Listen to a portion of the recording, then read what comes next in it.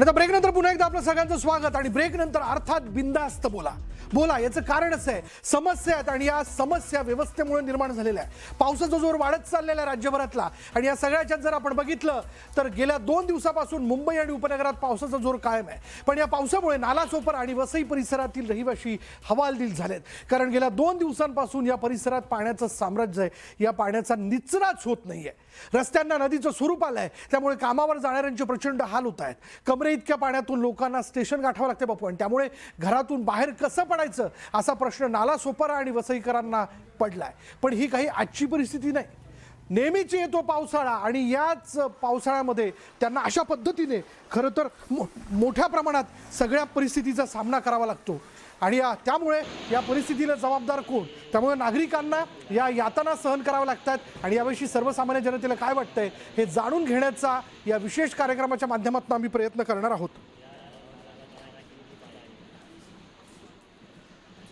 चला, आपल्या बरोबर आहे शिवाजी जाधव। शिवाजी जाधव, आपण कुठून बोलताय? देहूगाव तुकाराम महाराजांच्या गावातून। बर, बोला बोला। आता देहूची परिस्थिती अशी झालेली आहे, नदीला पूर आलेला आहे आणि महाराजांच्या रथाचं पूजन आहे। बर, हॅलो, हा, चांदीच्या रथाचं पूजन आहे आणि सगळ्या वारकऱ्यांना तर इच्छा आहे देहूला यायची। एक तर देहूला येऊ नका, मुख्यमंत्र्यांचा आदेश आहे। बर हो, आणि वारकऱ्यांना जायला गाड्या नाही, यायला राहायची सोय नाही। पावसाचं पाणी झाले, तंबू कुठे ठोकायची? आता तितकी परिस्थिती वाईट झालेली, धर्मशाळा नाही देऊला। बरोबर आहे शिवाजी जाधव, ते अगदी बरोबर। तुम्ही म्हणताय की आता या सगळ्या परिस्थितीत वारकऱ्यांचे देखील हाल होत आहेत, खरं तर त्याबद्दलही बोलल्या गेलं पाहिजे। पण आपण विशेषतः आता क्षणाला बोलतोय ते वसई विरार नालासोपारामधल्या परिस्थितीबद्दल। याचं कारण असं कमरेपर्यंतचं पाणी आणि या सगळ्या पाण्यात वाट काढत आज खरं तर वसईमधली लोक असतील, विरारमधली लोक असतील, यांना त्यांच्या ऑफिसकडे जाता आलेलं नाहीये। आपल्याबरोबर शकील शेख आहे। शकील शेख, आपण कुठून बोलताय?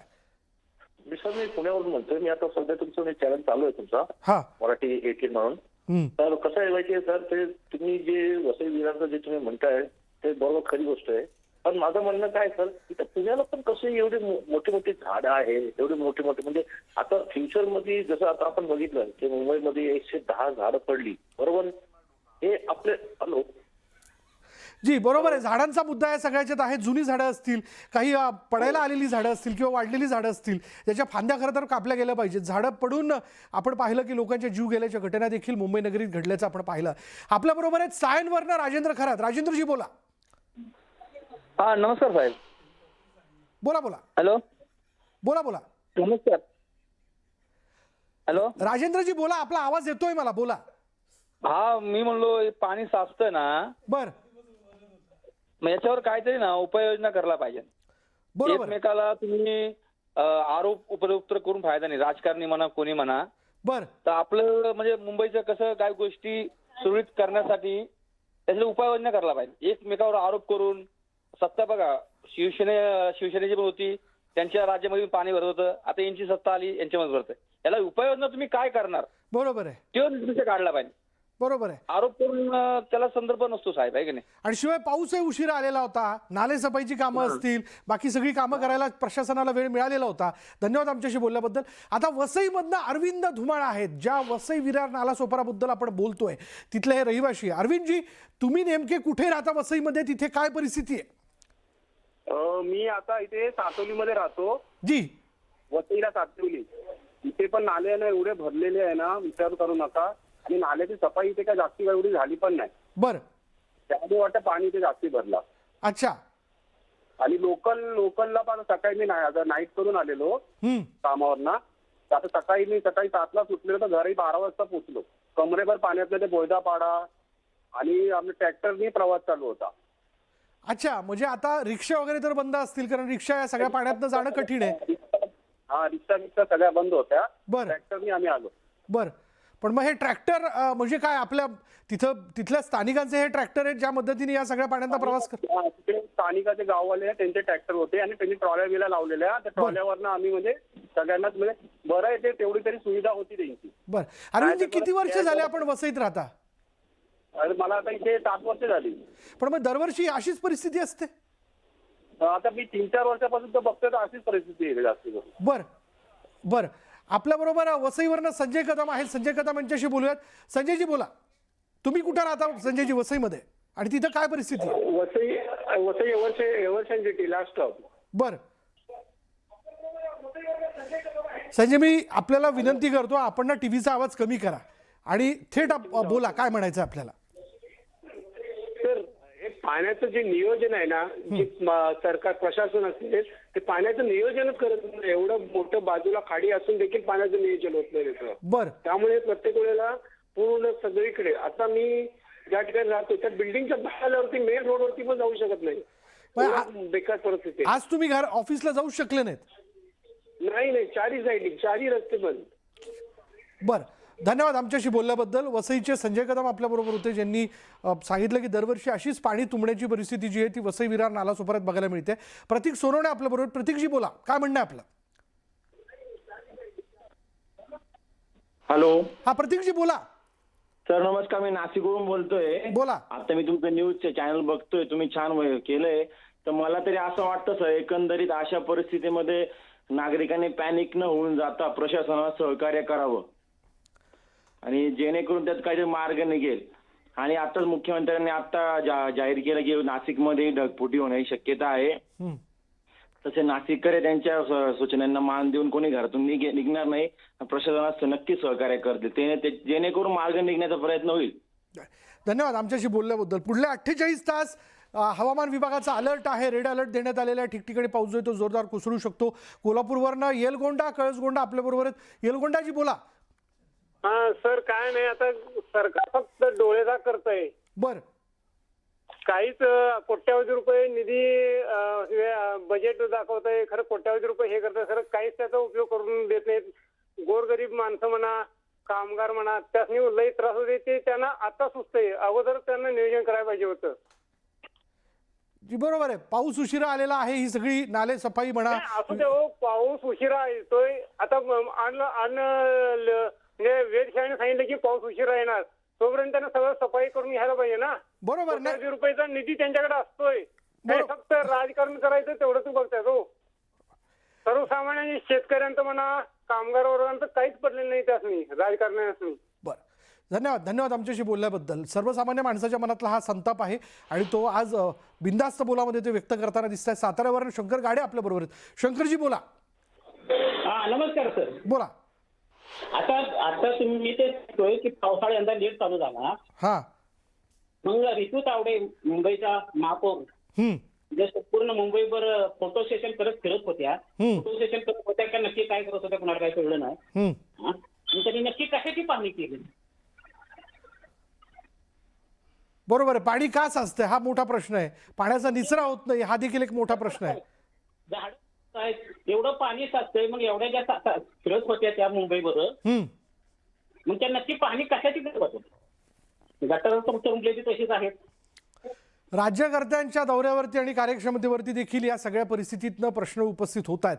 ठाण्यावरनं श्रीपाद आगाशे आपल्या बरोबर आहे. श्रीपादजी बोला, ठाण्यात काय परिस्थिती श्रीपादजी? ठाण्यामध्ये आहे सगळीकडे बऱ्याच ठिकाणी पाणी साठलेलं आहे, झाडं पडत आहेत वगैरे, पण सर्वसाधारणतः जिकडे तिकडे जे पाणी साठतंय याच्यावरती मला श्रीपादजी, वसई विरारमध्ये जी परिस्थिती निर्माण झाली त्याबद्दल आपलं काय मत आहे? हा, माझं मत असं आहे की जिथे जागा आहे तिथे मोठमोठे कॉम्प्लेक्स होत आहेत. नंतर पूर्वापार जिथे पाण्याचा निचरा व्हायचा तो निचरा होणं बंद झालेलं आहे, कारण निचरा होण्यासाठी जागा शिल्लक ठेवलेली नाही बऱ्याच ठिकाणी. मोठमोठे कॉम्प्लेक्स होताना या पाण्याचा निचरा कसा होईल, पूर्वी इथनं पाणी कसं वाहत होतं वगैरे याचा अभ्यास न करता परवानग्या दिल्या जातात. हा एक मुद्दा आहे. तसंच जिकडे तिकडे हल्ली सगळ्या कॉम्प्लेक्समध्ये, सोसायट्यांमध्ये कॉन्क्रिटीकरण, फरशा म्हणजे टाईल्स टाकणं हे आता बंद झालं पाहिजे असं मला वाटतं. एक मुद्दा असा आहे की आता असा कायदा करण्याची वेळ आलेली आहे की बिल्डिंग पासून 2-3 फुटापर्यंत फक्त तुम्ही टाईल टाकाव्यात. बरोबर, बरोबर आहे. ही व्यवस्था जी आहे साफसफाईची ती अगोदरच होणं आवश्यक होतं. वसईवरनं राकेश मिस्त्री आपल्या बरोबर आहेत. राकेश मिस्त्रीजी, वसईत तुम्ही कुठे राहता, तिथे काय परिस्थिती आहे? वसई वसंतनगरी. बर, काय म्हणजे कालपासून पावसाने जोर धरला, पाणी साचलंय? सर एवर्सेंट से वसई स्टेशन के बीच में रास्ते का हाइट इतना ज्यादा बढ़ा दिया हुआ है जी और वहाँ से पानी एंट्रेंस का कुछ रास्ता बनाया ही नहीं है, जिसके वजह से वसंत नगरी और एवर्सेंट पूरा डूब जाता है। कम से कम वहाँ से एंट्रेंस का ब्रिज वगैरह कुछ तो बनाना चाहिए। सिर्फ रोड का हाइट बढ़ा दिया हुआ है, वो रोड पूरा डैमेज हो गया है और पानी बाहर निकलता नहीं वहाँ से। जी, तो क्या मतलब उस जगह पे जहाँ पे पानी जो है वो ब्लॉगिंग हो गया है, वाटर ब्लॉगिंग हो गया है, क्या कारण है ऐसा आपको लगता है? वहाँ पे रोड का हाइट बढ़ा दिया हुआ है और नीचे ब्रिज नहीं बना हुआ है। हाइट बढ़ा देने से सिर्फ रोड चालू हो जाएगा, लेकिन उसकी वजह से एवर्सेंट वसंत नगरी पूरा डूब गया हुआ है। जी, धन्यवाद आमचे बात करने के लिए. तर आपल्याबरोबर कोल्हापूरवरनं सुनील पाटील आहे. सुनीलजी बोला, काय म्हणणं आहे आपलं? Hello sir. हा बोला साहेब, दरवर्षी कोट्यवधीचा निधी खर्च होतोय, पण ऍक्च्युअली हे करायला पाहिजे मार्च एप्रिलच्या दरम्यान. पण करतात किती, पाऊस आल्यानंतर किंवा पावसाळ्याच्या तोंडावरती हे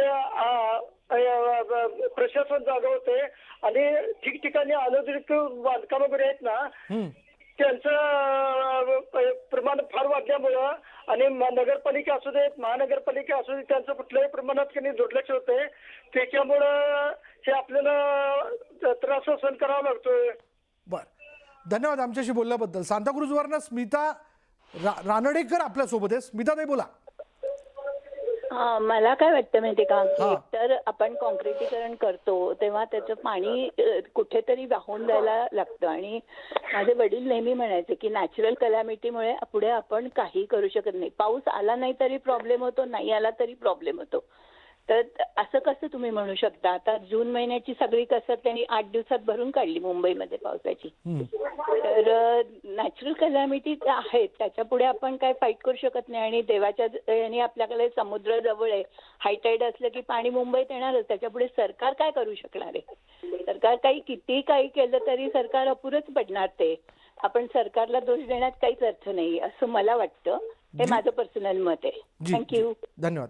खंडाळ्यावरनं आप्पासाहेब वळकुंडे आपल्या बरोबर आहेत. आप्पासाहेब बोला. आपण जे पावसाचे अपडेट देत आहोत ते खरं तर वाखाणण्यासारखं आहे, परंतु आता उद्या महाराष्ट्र नाही देशातून आळंदीमध्ये लोक येणार आहेत. जी हा, आणि ते करत असताना आळंदीमध्ये आपण येऊ नये असं जे मुख्यमंत्र्यांना जाहीर केलंय, तर ही बातमी आपण सतत आपल्या चॅनलवरून सांगावी, जेणेकरून लोकांची अडचण होऊ नये. बरोबर आहे, बरोबर आहे. अडचण होता कामा नये, वारकऱ्यांची अडचण होता कामा नये. आता या क्षणाला आपण वसई विरार नाला सोपाऱ्यातल्या परिस्थितीबद्दल बोलतोय. धन्यवाद आमच्याशी बोलल्याबद्दल. आळंदीवरनं प्रमोद ठाकूर आपल्या बरोबर. प्रमोदजी बोला. नमस्कार. सध्या ही जी पूर परिस्थिती निर्माण झालेली आहे संपूर्ण महाराष्ट्रामध्ये, त्यात जर तुम्ही पाहिलं तर आळंदीमध्ये इंद्रायणी नदीला खूप मोठ्या प्रमाणात पूर परिस्थिती निर्माण झाली. हे असं होण्यामागचं कारण असं आहे की नदी पात्राच्या अगदी जवळ लोकांनी खूप मोठ्या प्रमाणात अतिक्रमण केलेलं आहे, घरं बांधलेली आहेत. पात्र त्या अतिक्रमणाची समस्या आपण बघतोय की आता हे पाणी जे म्हणजे पूर परिस्थिती जी ती निर्माण होताना दिसते, पाण्याला जायला वाट कमी पडते. धन्यवाद आमच्याशी बोलल्याबद्दल. ठाण्यावरनं अरुणा भोसले आपल्या बरोबर आहेत. अरुणाजी बोला. आमच्या इकडे पण पाणी भरपूर आहे. ह्यावेळेस नाल्याची साफसफाई केलेली नाहीये. बर, झाडं वगैरे भरपूर पडतायत, पण ती व्यवस्थित झाडं तुम्ही लावतच नाही. झाडाच्या बाजूनी व्यवस्थित काँग्रेस सिमेंटनी व्यवस्थित केलं पाहिजे ना ते सगळं. बरोबर आहे. मग हे कोणी करायचं? हे कोणी करायचं? नगरसेवक पण लक्ष द्यायला मागत नाही इकडे. बर, मग इथे लक्ष कोण देणार? बर, धन्यवाद. धन्यवाद अरुणताई आमच्याशी बोलल्याबद्दल. कोल्हापूरवरनं रोहित शिंदे आपल्या सोबत आहेत. रोहितजी बोला. हा सर, नमस्कार. मी रोहित शिंदे बोलतोय कोल्हापूर मधून. हा, माझं एकच निवेदन आहे की गव्हर्नमेंट आता सध्या जे 48 तासामध्ये जे सांगितलेलं आहे की कमी क्षमतेमध्ये जास्त पाऊस पडत असल्यामुळे हे प्रॉब्लेम फेस होत आहेत. जी जी, त्यामुळे कसं आहे की गव्हर्नमेंट तर आपल्याला सहकार्य करत आहे, तरी पण जास्तीत जास्त वेळेमध्ये जास्त पाऊस पडत असल्यामुळे हे सिच्युएशन आता झालेले आहे. त्यामुळं गव्हर्नमेंटने असं हे केलेलं आहे की तुम्ही गरज असेल तरच बाहेर पडावे. आणि हे ग्लोबल वॉर्मिंगमुळे जास्तीत जास्त होत आहे. कारण पहिल्या काळामध्ये कसं हे असताना पाऊस लवकरात लवकर पडायचं. पण ह्यावेळी कसं व्हायलंय, जास्त ग्लोबल वॉर्मिंग, जंगलाची नदीच्या ठिकाणी जास्तीत जास्त कन्स्ट्रक्शन होत असल्यामुळे मोठ्या प्रमाणात पाऊस जास्त होत आहे. त्यामुळं हा महापुराचा आणि महापुराचा असा फटका सर्व जनतेला आणि सर्वसामान्य माणसाला हे होत आहे. त्यामुळे गव्हर्नमेंटने जास्त लक्ष देणे गरजेचं आहे. बरं, धन्यवाद आमच्याशी बोलल्याबद्दल. नाशिकवरनं अनिल शिंदे आपल्या बरोबर आहेत. अनिलजी बोला. असं आहे साहेब, पाऊस आहे तेवढा तर पाऊस जास्त नाहीये. शहरांमध्ये जे अतिक्रमण झालेत, कॉन्क्रीटीकरण झालेत, याचा हा प्रॉब्लेम आहे. तुम्ही सत्ताधारी आणि विरोधक यांनी एकत्र बसून यावर मार्ग काढला पाहिजे. हा याच्यातलं सुवर्ण मध्य आहे. उगाचच याला दोष दे त्याला दोष दे याच्यात काही अर्थ नाही. धन्यवाद. धन्यवाद. जनतेची मतं व्यक्त होताना दिसत आहेत. प्रेक्षक बघा, मनातला संताप ते व्यक्त करतात, मनातली भावना बोलून दाखवत आहेत. बारामतीवरनं अमित भापकर आपल्या बरोबर आहेत. अमितजी बोला. तर धन्यवाद. मला एक म्हणणं मांडायचं आहे. प्रत्येक जण अनधिकृत बांधकामाबद्दल बोलतोय, परंतु तुम्ही न्यूज 18 लोकमत मध्ये खूप ताकद आहे, कारण का प्रत्येक जण न्यूज 18 लोकमत बघत असतो. न्यूज 18 मराठी बरोबर. हा, न्यूज 18 मराठी. तर मला एवढंच म्हणायचं आहे, जसे की तुकाराम मुंडे सध्या ऍक्टिव्ह मोड मध्ये आहेत, तर न्यूज 18 मराठीने पण फक्त 1 महिना जरी इलिगल महाराष्ट्रामध्ये जेवढे इलिगल कन्स्ट्रक्शन आहेत नदी शेजारी, त्याच्याबद्दल जर प्रत्येक व्हिडिओ क्लिप आपल्या लोकप्रतिनिधीकडे दाखवली आणि लोकांना पण ते माहिती पडलं, तर 1 महिन्यात सगळं क्लिअर होईल सर चित्र. जी, एवढंच माझं म्हणणं आहे. धन्यवाद आपल्या सूचनेबद्दल. पुढे माटुंग्यावरनं मुकुंद दवे आपल्या बरोबर. मुकुंदजी बोला. हॅलो, नमस्कार साहेब. मी पूर्वी नालासोपारा ईस्टला राहत होता. बरं. आता नालासोपारा ईस्टला ईस्ट मधून बाहेर 2 गटारी निघाली होती, एक नॉर्थला आणि एक साऊथला. आणि त्या नॉर्थला त्या बाजूला रेल्वे यार्ड झालं, त्यानंतर त्याची जी रुंद होती ती कमी झाली. आणि ईस्टला पण जो गटर होती त्याला कॉन्क्रिटाईज केली आणि ते ईस्ट पर्यंत तो व्यवस्थितरित्या जात होती. पण नंतर जे रेल्वे लाईन क्रॉस करून त्याची रुंद कमी झाली वेस्टला. त्यामुळे जे वेस्टर्न रेल्वेला जो पाणी साठत होता तो भयंकर त्या हिशोबाने वाढलं. आणि दुसरं, कचरे जे होते ते कचरे टाकायचे अजूनही ते बंद नाही झाले. आणि ते वाहून दोन्ही बाजूला रेल्वे यार्ड खाली आणि या बाजूला साऊथला जी गटारी होती त्या गटारीत शिरत होते. त्यामुळे जे पाणी आहेत ना, ते पूर्वी नालासोपारा स्टेशनला एवढं पाणी जमा होत नव्हतं. बर. तर ही वेगवेगळी कारणं जी आहेत ती पूर्वरहिवासी असलेल्या मंडळींकडनं इथं व्यक्त होताना दिसत आहेत. कल्याणवरनं अमर भंडारे आपल्या बरोबर आहेत. अमरजी बोला. अमरजी, माझा आवाज आपल्याला येतोय? हॅलो. हा, बोला अमरजी. मी अजय सोनवणे बोलतोय. बोला अजयजी बोला. बोला अजयजी. ऍक्च्युअली प्रॉब्लेम असा आहे ना की या लोकांचं पूर्वनियोजन एवढं विचित्र आणि एवढं, म्हणजे ह्या लोकांनी गटरीच्या नावाने कॉन्ट्रॅक्ट काढणं किंवा टेंडर काढून परत ह्या लोकांनी त्याच्यावरती कामं झालीत का नाही याची पूर्वसूचना किंवा पूर्ण कल्पना जनतेला दिली नाहीये. आज जे हे गटरी तुंबलेले आहेत किंवा भुयारी मार्ग काढलेले आहेत तुम्ही, जे गटर नाल्यांचे, हे गटर नाल्यांचे भुयारी मार्ग काढून फायदा काय झाला त्यांचा? जर तुमच्याकडे प्रॉपर ड्रेनेज लाईन नाहीये, सेकंड थिंग, तुमच्याकडे जर ड्रेनेज लाईन नाहीये मग तुम्ही त्याच्यातनं फ्लोट कसं करणार? फ्लोट नाही करणार तर पाणी तुंबणार, पाणी तुंबणार तर ते रस्त्यावर येणार तर लोकांचं जनजीवन विस्कळीत होणार. मग लोकांनी कामावर जायचं का फक्त तुम्हाला त्यांच्या कामाची पाहणी पाहिजे? याच्यावरती त्यांचं काहीच उत्तर नसतं कधी पण. भले सत्तेत असो सत्तेत नसो, किंवा काही सामाजिक संघटना आहेत किंवा बाबा समाजसेवा करणाऱ्या संघटना आहेत, यांना कधीच या लोकांकडून उत्तर मिळालेली नाही. जी जी, धन्यवाद आमच्याशी बोलल्याबद्दल. वसईवरनं सारिका जळगावकर आपल्या बरोबर आहेत. सारिका ताई, वसईत आपण कुठे राहता, तिथे काय परिस्थिती आहे? हो, आम्ही इथे वसई बेस्टला बाबळा नाक्यावर राहतो आणि ना इथे ना अशी परिस्थिती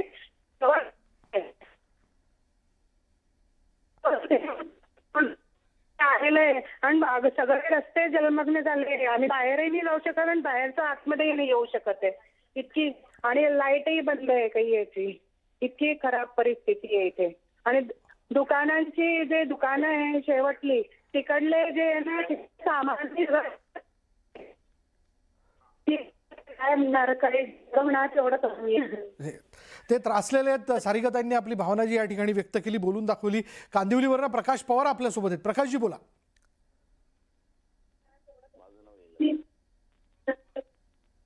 प्रकाशजी बोला. हॅलो. हा प्रकाशजी बोला. आता हे सगळं मुंबईला जे पाणी भरलेलं आहे ना साहेब, हा, त्याला सगळ्यात मोठे राजकारणी जबाबदार. हॅलो. हा बोला बोला, मी ऐकतोय, बोला. मुंबईला जे मुंबईची तुंबई झाली ना, हा, ते याला सगळे राजकारणी जबाबदार नाही. ते नाले सफाई झाले कुठे? हा, ही नाले सफाई पहिली करून घ्यायला पाहिजे होती त्यांनी. बर. नालेसफाई वेळेवरती व्हायला हवी होती आणि नालेसफाई करण्याकरता तेवढा वेळ होता. आणि आपल्या बरोबर आहेत विरारवरनं प्रथमेश देशपांडे. प्रथमेश बोला. हॅलो. हा बोला बोला प्रथमेश. हा सर, काय ना, गटारींची जी साईज आहे ना ती एवढी कमी झाली आहे, कुठे रुंद आहे कुठे अरुंद आहे. आणि जेव्हा भरती येते तेव्हा पूर्णपणे त्या नाल्यांमध्ये पाणी जातं. अक्षरशः चहूबाजूला नाले असून मध्ये बिल्डिंग बांधली जाते, त्याच्यामुळे कॉन्क्रिटीकरण झालंय, त्याच्यामुळे काय पाणी जायलाच मार्ग नाहीये कुठे. त्याच्यामुळे हा सगळा त्रास. गेले 4 दिवस पाऊस पडतोय, कुठे पाणी जायलाच मार्ग नाहीये. आता विरारमध्ये जिथे आपण राहता तिथे काय परिस्थिती आहे? तर तिथे सुद्धा पाणी भरले, गेले 4 दिवस पाणी भरले. त्याच्यामुळे अत्यंत तो त्रास आहे. गटारींचं रुंदीकरणच एवढं कमी झालंय, कुठे जास्त आहे कुठे कमी आहे, त्याच्यामुळे हा त्रास आहे. धन्यवाद आमच्याशी बोलल्याबद्दल. आपल्याबरोबर नाशिकवरनं सागर जायभाय आपल्याबरोबर आहेत. सागरजी बोला. लेवलला काम करायला कोणाला टाइम नाहीये, फक्त आमदार खासदार फोडायला टाइम आहे. आणि ग्राउंड लेवलला उतरून कुणी जबाबदार व्यक्ती काम करत नाहीये. फक्त 2014 पासून 26 पर्यंत भाजपचं सरकार आहे, त्यांनी काय केलं आतापर्यंत? जी, हा प्रश्न जे उपस्थित करतायत, अर्थात व्यवस्थेने लक्ष देणं गरजेचं आहे. त्यांच्यावरती असणाऱ्या राज्यकर्त्यांनी अधिकाऱ्यांकडनं काम करून घेणं महत्त्वाचं आहे, अशी एक भावना जी आहे ती व्यक्त होतात. अंबरनाथवरनं जाधव आपल्या बरोबर आहेत. बोला सुनीलजी. तर कसं असतं म्हणजे प्रत्येक नागरिकाचं नालं सफाई शासनाकडनं होत नाही किंवा एक ग्रामस्थीकडनं शासनाच्या लोकांकडनं होत नाही, ते चुकीचं असतं. प्रत्येक नागरिकांना जो धन्यवाद आमच्याशी बोलल्याबद्दल. सुनील जाधव होते अंबरनाथवरनं आणि त्यांनी आपल्या भावना ज्या आहेत त्या व्यक्त केलेल्या आहेत. व्यवस्थेवरचा राग आहे, राज्यकर्त्यांवरचा राग आहे आणि हाच राग जो आहे, ह्याच ज्या भावना आहेत शब्दांमधनं बिनधास्त बोलामध्ये या ठिकाणी आमच्या दर्शकांनी व्यक्त केलेल्या आहेत.